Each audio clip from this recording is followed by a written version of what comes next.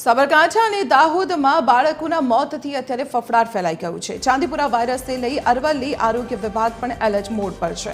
માલપુર અને મેઘરજ પંથકમાં આરોગ્ય વિભાગ દ્વારા દવાના છંટકાવની કામગીરી હાથ ધરવામાં આવી। ચાંદીપુરા વાયરસ સામે ગુજરાત રાજસ્થાન બોર્ડર સજ્જ થઈ ચૂક્યું છે। વાલીઓને સતર્ક રહેવા માટે આરોગ્ય વિભાગ દ્વારા ખાસ અપીલ કરવામાં આવી। બાજુમાં સાબરકાંઠા જિલ્લામાં ચાંદીપુરાના કેસ જોવા મળેલા છે। તે અનુસંધાને આપણે અરવલ્લીમાં તૈયારી રૂપે અત્યારે ડિસ્ટિંગની કામગીરી શરૂ કરી દેવામાં આવી છે। પહેલો વરસાદ પડતો હોય છે અને વરસાદ બંધ થઈ જાય એના પછી આ કેસ જોવા મળતા હોય છે ખાસ કરીને।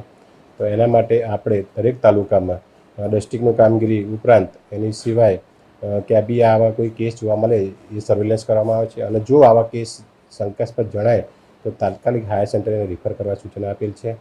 અને આના માટે લોકોને તકેદારી રૂપે એમને જો આવા કાચા ઘરો હોય જ્યાં તિરાડ પડેલી હોય તો ત્યાં તિરાડો પૂરવા, જરૂર પડે તો દવાનો બી આજુબાજુ છંટકાવ કરો જેનાથી આ રોગથી આપણે બચી શકીએ છીએ।